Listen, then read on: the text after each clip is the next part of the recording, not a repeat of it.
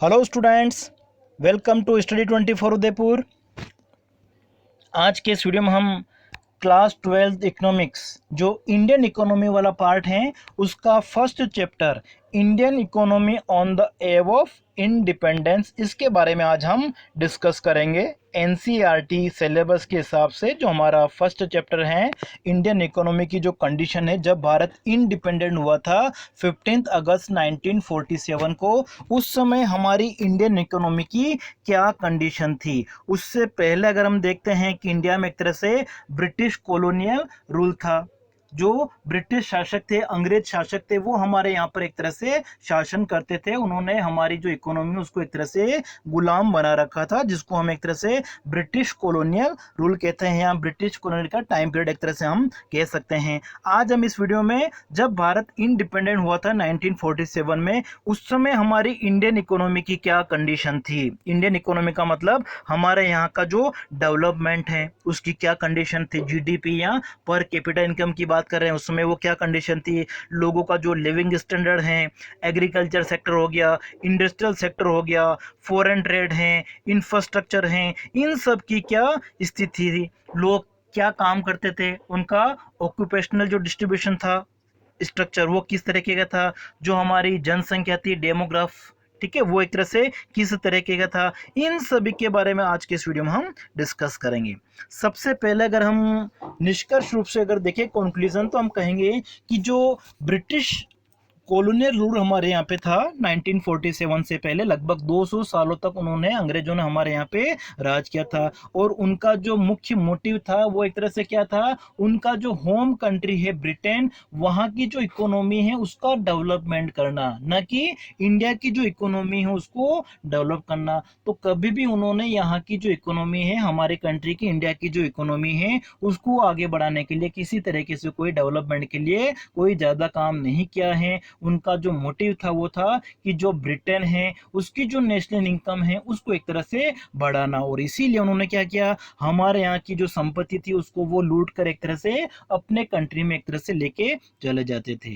तो Indian economy की अगर हम बात करें तो इकोनॉमिक जो एक्टिविटीज होती हैं, कंजप्शन हो गया, प्रोडक्शन हो गया, डिस्ट्रीब्यूशन हो गया, ये सारी एक तरह से क्या होती हैं, इकोनॉमिक एक्टिविटीज होती हैं। और इन सभी के ऊपर लोगों का जो लिविंग स्टैंडर्ड होता है वो एक तरह से डिपेंड करता है। तो हम कह सकते हैं कि जब ब्रिटिश कॉलोनियल रूल एक तरह से खत्म हुआ था 15 अगस्त 1947 को, तो उस समय हमारी जो इकोनॉमी थी, इंडियन इकोनॉमी की जो कंडीशन थी, उसका जो शेप था, उसका जो स्ट्रक्चर था, वो बहुत ही एक तरह से खराब था। और खराब का मतलब हम देखते से कह सकते हैं क्रिपल्ड इकोनॉमी थी एक तरह से हमारी, ठीक है। उन्होंने हमारी इकोनॉमी को एक तरह से क्या कर दिया, एक तरह से नष्ट कर दिया था।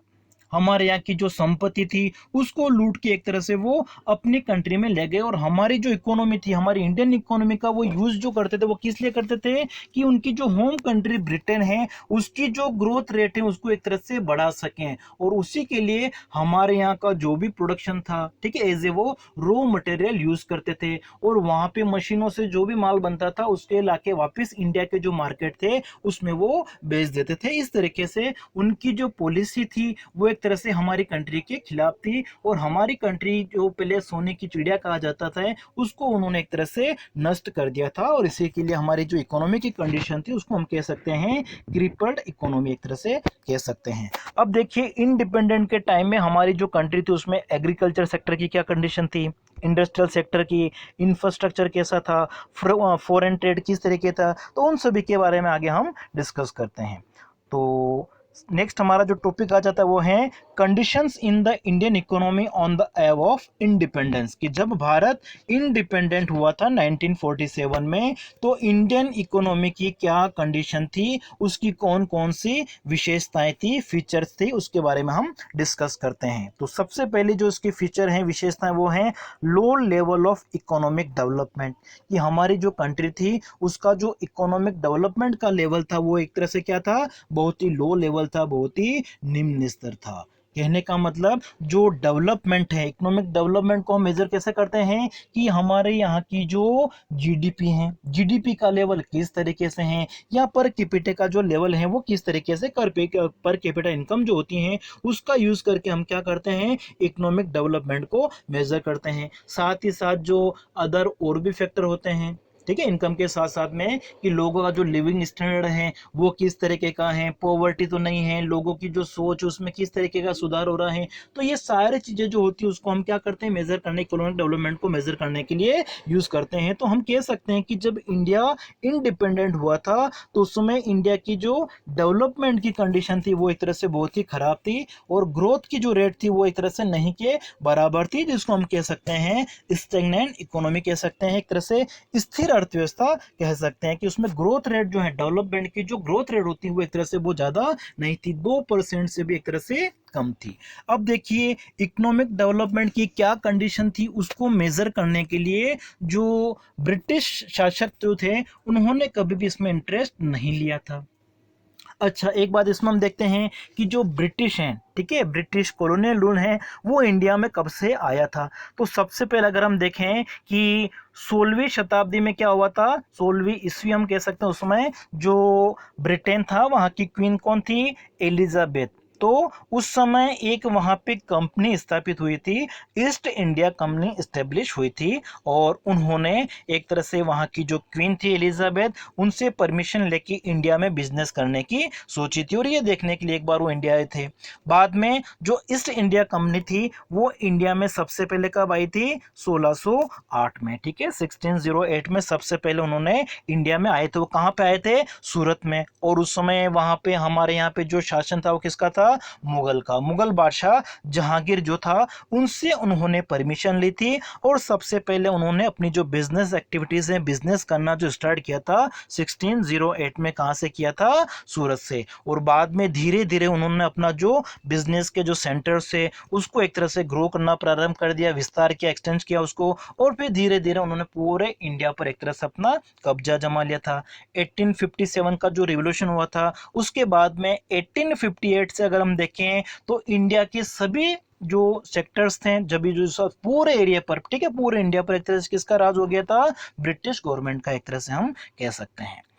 अब देखिए उस समय हमारी जो कंडीशन की हम बात कर रहे थे कि जो इकोनॉमिक डेवलपमेंट की कंडीशन है, तो ब्रिटिश गवर्नमेंट जो थी या ब्रिटिश कॉलोनियल रूल था उन्होंने कभी भी हमारे यहाँ पर जो पर कैपिटा इनकम है, जीडीपी का लेवल कितना है उसको मेजर करने का कोई काम नहीं किया था। केवल हम प्राइवेट सेक्टर जो है, निजी स्तर पर हम कह सकते हैं, उन्होंने एक तरह से नेशनल इनकम जो है, जीडीपी है, उसको मेजर करने की बात कही थी। तो सबसे पहले इंडिया में जो नेशनल इनकम है, पर कैपिटा इनकम है, पर कैपिटा इनकम जो है 1867-68 में किसने कैलकुलेट की थी, दादा भाई नौरोजी ने, ठीक है। सबसे पहले इंडिया में जो पर कैपिटा इनकम है उसको मेजर करने का जो काम है वो किसने किया था, 1867-68 में दादा भाई नौरोजी ने। और उस समय इंडिया की जो पर कैपिटा इनकम थी वो कितनी थी, 20 रुपीज। क्लियर हो गया। सबसे पहले पर कैपिटा इनकम जो है पीसीआई उसको कैलकुलेट किसने किया था इंडिया में, दादा भाई नौरोजी ने। कौन से टाइम के लिए, 1967-68 के लिए। और ये जो डेटा थे उनकी बुक पब्लिश हुई थी 1876 में, उसमें उन्होंने इसको पब्लिश किया था। तो सबसे पहले 67-68 के लिए पर कैपिटा जो है उसको कैलकुलेट किया गया था, और उसमें जो पर कैपिटा इनकम थी वो कितनी थी, 20 रुपीज थी। और जब भारत इंडिपेंडेंट हुआ था 1947 में, उस समय जो पर कैपिटा इनकम थी वो कितनी थी, 230 रुपीज थी। तो हम कह सकते हैं कि जब भारत इंडिपेंडेंट हुआ था उस समय हमारा जो इकोनॉमिक डेवलपमेंट था उसकी कोई कंडीशन अच्छी नहीं थी, पर कैपिटा इनकम जो थी उसका लेवल एक तरह से बहुत ही कम लेवल था। और साथ ही साथ जो पर कैपिटा इनकम है, ठीक है, जैसे इंडिपेंडेंट हुआ था तो उसमें डॉक्टर VKRV राव थे, उन्होंने सजेस्ट किया था, उन्होंने कैलकुलेट किया था कि जो इंडिया की जीडीपी ग्रोथ रेट है वो एक तरह से क्या है, लेस देन 2%, 2% से भी कम रेट से ग्रो हो रही है हमारी जीडीपी, ठीक है। जीडीपी की जो ग्रोथ रेट है वो कितनी थी 1947-48 के टाइम में, डॉक्टर VKRV राव के अनुसार, तो 2% से भी कम थी। और जो पर कैपिटा इनकम है, ठीक है, पर कैपिटा आउटपुट जो है वो कितना ग्रो कर रहा था, ओनली 0.5% पर एनम, ठीक है। प्रति वर्ष जो प्रति व्यक्ति आय में जो वृद्धि हो रही थी वो कितनी थी, केवल 0.5% थी। तो इन डेटा का यूज करके हम बता सकते हैं कि हमारे यहाँ का जो इकोनॉमिक डेवलपमेंट था उसका लेवल एक तरह से क्या था, बहुत ही कम था। हमारी जो इकोनॉमी थी वो एक तरह से कौन सी थी, स्टेगनेंट इकोनॉमी थी, स्थिर अर्थव्यवस्था थी। और जो इकोनॉमी के बारे में जो डेटा है नेशनल इनकम के बारे में, वो किसने एस्टिमेट किए थे इंडिपेंडेंस से पहले की अगर हम बात करें तो दादा भाई नौरोजी ने। विलियम डिग्बी, फिनले शिराज हैं, डॉक्टर VKRV राव हैं, RC देसाई हैं, इन सभी ने जीडीपी के अपने अपने एस्टिमेशन दिए थे जब इंडिया इंडिपेंडेंट हुआ था उससे पहले। नेक्स्ट अगर हम बात करें तो हमारा जो एग्रीकल्चर सेक्टर था वो एक तरह से क्या था, बहुत ही पिछड़ापन था उसमें, बैकवर्ड था। बैकवर्ड एग्रीकल्चर सेक्टर, हमारे यहाँ की जो पॉपुलेशन थी उसका जो 70 से 75% जो पॉपुलेशन है वो एक तरह से एग्रीकल्चर और उससे रिलेटेड जो एक्टिविटीज़ हैं उसमें लगी हुई थी। क्लियर हो गया। हमारी जो टोटल पॉपुलेशन है उसका ज़्यादा से ज़्यादा भाग जो है वो किस में लगा हुआ था, एग्रीकल्चर सेक्टर में। 70 से 75% जनसंख्या जो है वो एग्रीकल्चर से रिलेटेड एक्टिविटीज में लगी हुई थी। और साथ ही साथ जो एग्रीकल्चर सेक्टर का जीडीपी में जो कंट्रीब्यूशन था वो एक तरह से कितना था, केवल 50% ही था। देखिए 70 से 75% पॉपुलेशन एग्रीकल्चर एक्टिविटीज में थी, एग्रीकल्चर सेक्टर में थी, लेकिन जीडीपी में जो उसका कंट्रीब्यूशन था वो केवल कम ही था, क्योंकि जो एग्रीकल्चर सेक्टर था उसकी जो प्रोडक्टिविटी थी वो एक तरह से क्या थी, बहुत ही कम थी। और लोग उसमें गाँव में ज़्यादा रहते थे।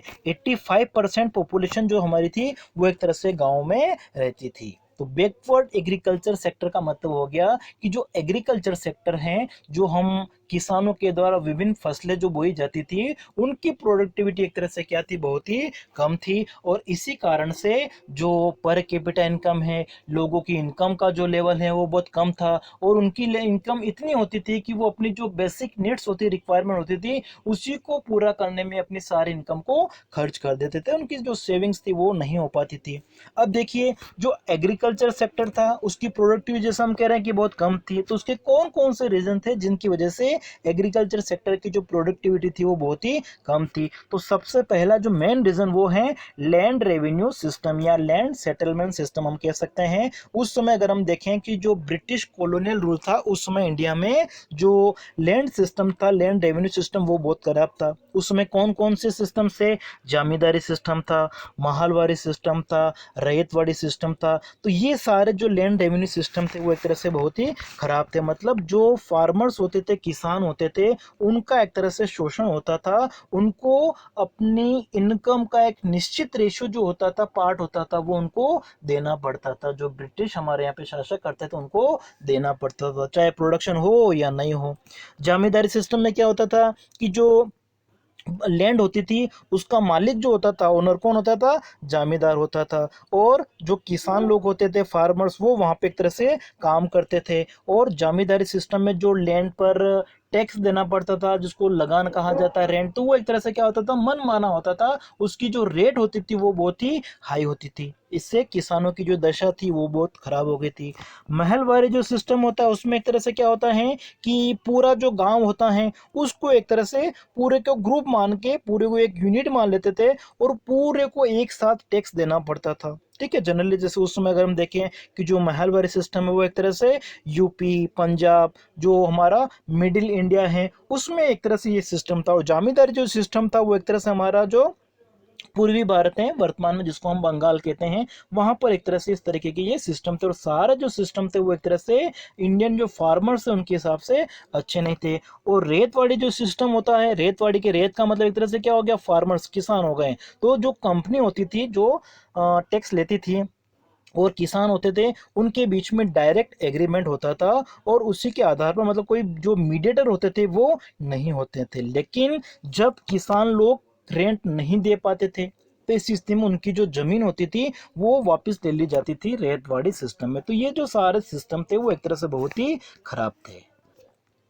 तो सबसे पहले हमारा ये हो गया कि जो लो प्रोडक्टिविटी थी उसका रीजन क्या था, लैंड सेटलमेंट सिस्टम जो है, लैंड रेवेन्यू सिस्टम था, वो एक तरह से बहुत ही खराब होता था। साथ ही साथ फोर्स्ड कॉमर्शलाइजेशन ऑफ एग्रीकल्चर, जो एग्रीकल्चर होती थी उसका एक तरह से उन्होंने क्या किया था, फोर्सली कॉमर्शलाइजेशन कर दिया था, उसका व्यवसायीकरण कर दिया था। मतलब जो फूड ग्रेन्स होती हैं, हमारे जो खाद्यान्न होते थे, उनका प्रोडक्शन नहीं होता था, ऐसी फसलों को बोया जाता था जो कॉमर्शियल पर्पस से ज़्यादा इनकम वाली होती थी। लेकिन ज़्यादा इनकम किनकी होती थी, जो अंग्रेज लोग होते थे, जो ब्रिटिश कॉलोनियल रूल लागू करने वाले लोग थे, उन्हीं की इनकम ज्यादा थी एक तरह से, ठीक है। लेकिन किसानों को बिल्कुल कम पैसा दिया जाता था उसके बदले में। तो जब एग्रीकल्चर का कॉमर्शलाइजेशन किया था, जबरदस्ती जब किया गया था, ठीक है, तो इससे भी प्रोडक्टिविटी एक तरह से क्या हुई, कम हुई। उस समय जनरली जो क्रॉप्स थी वो कौन कौन सी थी, जैसे सिल्क हो गया, कॉटन हो गया,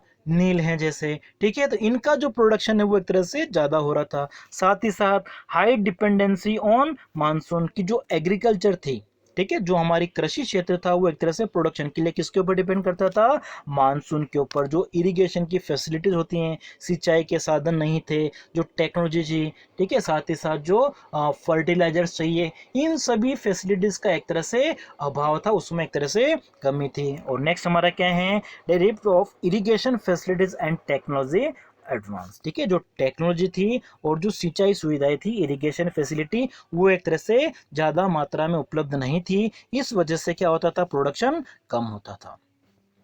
नेक्स्ट हमारा जो तीसरा पॉइंट आ जाता था वो है इंडस्ट्रियल सेक्टर की। अगर हम बात करें तो इंडस्ट्रियल सेक्टर जो थे उसका भी कोई ज़्यादा डेवलपमेंट नहीं हुआ था, कि 70 से 75% जो पॉपुलेशन थी वो एक तरह से एग्रीकल्चर और उससे रिलेटेड जो एक्टिविटीज़ थी उसमें लगी हुई थी। तो हम कह सकते हैं कि जो इंडस्ट्रियल सेक्टर था उसमें पॉपुलेशन क्या थी, बहुत ही कम लगी हुई थी, और इसी वजह से इंडस्ट्रियल सेक्टर जो है उसका डेवलपमेंट नहीं हो पाया था। साथ ही साथ डी इंडस्ट्रियलाइजेशन की पॉलिसी यूज़ की गई थी, ठीक है। जो ब्रिटिश कॉलोनियल रूल था उसमें उन्होंने क्या किया था, डी इंडस्ट्रियलाइजेशन। मतलब क्या हो गया कि हमारे यहाँ की जो इंडस्ट्रीज थी उनको उन्होंने एक तरह से क्या कर दिया था, नष्ट कर दिया था, क्योंकि वो हमारे यहाँ से कच्चा माल लेके जाते थे, रॉ मटेरियल, अपने होम कंट्री ब्रिटेन में, और वहां से मशीनों से जो माल बनता था उसे वापस इंडिया के मार्केट में लाके बेचते थे। इस वजह से क्या हुआ कि हमारे यहाँ की जो लोकल जो इंडस्ट्रीज थी, ठीक है, जो हैंडीक्राफ्ट इंडस्ट्रीज थी, स्मॉल स्केल इंडस्ट्रीज थी, वो एक तरह से क्या हो गई, धीरे धीरे नष्ट हो गई थी। क्यों नष्ट हो गई थी, देखो हैंडीक्राफ्ट इंडस्ट्री या स्मॉल स्केल इंडस्ट्रीज जो थी उनमें जो प्रोडक्शन हो रहा था उसकी कॉस्ट क्या होती थी, ज़्यादा होती थी, इस वजह से प्राइस ज़्यादा होती थी, और इसमें माल जो बनता था वो हाथों से बनता था, मशीनों का जो यूज़ होता था वो बहुत कम होता था, इसलिए वो दिखने में इतना अच्छा नहीं होता था जितना कि जो माल मशीनों से तैयार होके ब्रिटेन से इंडिया में आता था। इसलिए धीरे धीरे हमारे यहाँ की जो इंडस्ट्री थी वो एक तरह से क्या हो गई, समाप्त हो गई, खत्म हो गई, और जो पॉपुलेशन इंडस्ट्री सेक्टर में लगी हुई थी धीरे धीरे वापस वो किधर चली गई, एग्रीकल्चर सेक्टर में। इसी तरीके से हम कह सकते हैं कि जो कैपिटल गुड्स हैं, ठीक है, ऐसी इंडस्ट्री भी क्या थी इंडिया में एक तरह से कम थी। जो मशीनें बनाने वाली फैक्ट्री होती थी वो एक तरह से क्या होती थी, बहुत ही कम होती थी। साथ ही साथ जो पब्लिक सेक्टर की इंडस्ट्रीज थी वो भी एक तरह से लिमिटेड ही थी। साथ ही साथ जो ब्रिटिश रूल था वो एक तरह से किस तरीके की उनकी टैरिफ पॉलिसी होती थी, डिस्क्रिमिनेटरी टैरिफ पॉलिसी होती थी। मतलब हमारे यहाँ के जो लोकल लोग हैं अगर वो कोई चीज़ बना के सेल करते हैं, उसका अगर एक्सपोर्ट भी करते हैं तो उसके ऊपर टैक्स, ठीक है, जो टैरिफ होता था उसकी रेट ज़्यादा होती थी। लेकिन यही काम अगर ब्रिटेन के द्वारा किया जाए, ब्रिटेन जो कॉलोनियल थे, ठीक है, अंग्रेज जो थे, उनके जो फैक्ट्री होती थी उसमें अगर कोई माल बन रहा उसको अगर वो बाहर भेजते थे तो उसके ऊपर टैरिफ कम लगता था। बाहर से अगर वो कोई मंगाते थे उसके ऊपर भी टैरिफ एक तरह से रेट कम थी। इसका मतलब क्या हो गया कि इंडिया के लिए स्पेशली जो टैरिफ पॉलिसी थी वो एक तरह से हाई रेट थी उसमें से, ठीक है, जिससे क्या हो गया, धीरे धीरे इंडियन इंडस्ट्रीज थी वो धीरे धीरे खत्म हो गई। साथ ही साथ जो इंडियन इंडस्ट्रीज थी, छोटी छोटी जो भी थी, स्मॉल स्केल इंडस्ट्रीज थी, तो उसमें जो भी माल बनता था उनको एक तरह से क्या करना पड़ता था, मशीन मेड प्रोडक्ट के साथ में कंपटीशन करना पड़ता था, ठीक है, और जिसके सामने वो नहीं टिक पाते थे। उसके बाद में उन्होंने अपना जो बिजनेस उसको बढ़ाने के लिए क्या किया था, इंडिया में जो रेलवे है उसको भी इंट्रोड्यूस किया था, ताकि जो कच्चा माल है, निर्मित माल है, उसको मार्केट तक आसानी से पहुंचा सके। तो इस मोटिव को पूरा करने के लिए उन्होंने इंडिया में जो रेलवे हैं 1850 से रेलवे को भी उन्होंने प्रारंभ किया था। और जो हैवी इंडस्ट्रीज थी वो एक तरह से बहुत ही कम होती थी। लेकिन इंडिया में अगर हम देखें तो सबसे पहली जो हैवी इंडस्ट्री है TISCO Tata iron and steel company वो कब इस्टेब्लिश हुई थी? 1907 में। ठीक है, तो सबसे पहली जो हैवी एंड बेसिक इंडस्ट्री थी 1907 में लगाई गई थी इंडिया में। किसके द्वारा? टाटा ग्रुप के द्वारा। कौन सी कंपनी थी? टिस्को। टिस्को का पूरा नाम क्या है? Tata iron and steel company. और जब सेकंड वर्ल्ड वॉर हुआ था 1919 के बाद में, तो उसके बाद में अदर छोटी छोटी और भी इंडस्ट्रीज हैं। ठीक है, धीरे धीरे उनका भी डेवलपमेंट होने लग गया था, जैसे कि शुगर इंडस्ट्री हो गई है, सीमेंट इंडस्ट्री है, पेपर इंडस्ट्री है। ये धीरे धीरे सेकंड वर्ल्ड वॉर के बाद में यहाँ पे काम करना स्टार्ट हो गई थी। फिर जो कुछ कॉटन मिल्स भी थी यहाँ पे जो काम कर रही थी। कॉटन मिल्स कौन कौन सी थी? जैसे कहाँ पे थी मेनली? वो महाराष्ट्र और गुजरात में थी कॉटन मिल्स। इसके अलावा जूट मिल थी, वो कहाँ पे थी? बंगाल में। तो कुछ सेक्टर जो थे इंडस्ट्रियल सेक्टर में हम कह सकते हैं कि एक तरह से वो बैकवर्ड था, उसका भी कोई ज़्यादा डेवलपमेंट नहीं हुआ था। थोड़ी बहुत छोटी छोटी इंडस्ट्रीज थी वो यहाँ पे लगी हुई थी। लेकिन जो ब्रिटिश गवर्नमेंट थी उनके जो रूल्स होते थे कॉलोनियल रूल, वो एक तरह से इंडिया वालों के खिलाफ होते थे, जिससे उन्होंने कभी भी अपना ग्रो जो है वो नहीं कर पाए। और उनकी जो पॉलिसी होती थी वो क्या करते थे कि रॉ मटेरियल को अपने यहाँ इंडिया से अपनी जो होम कंट्री है ब्रिटेन में ले जाते थे और सस्ता ले जाते थे। और ब्रिटेन में जो माल बनता था मशीनों से, वो माल लाके वापस इंडिया में ही सेल करते थे। तो इस तरीके की पॉलिसी की वजह से जो इंडस्ट्रियल सेक्टर था वो एक तरह से क्या था? लेस डेवलप था, उसका कोई ज़्यादा विकास नहीं हो पाया था। अब देखिए इसके जो नेक्स्ट और भी फीचर्स हमको पढ़ने हैं, जैसे कि फॉरेन ट्रेड की क्या कंडीशन थी, इंफ्रास्ट्रक्चर की क्या कंडीशन थी, जो डेमोग्राफिक कंडीशन है वो किस तरीके की थी। तो इन सब को हम नेक्स्ट वीडियो में डिस्कस करेंगे। आज की वीडियो में हम इतना ही पढ़ेंगे। Thank you.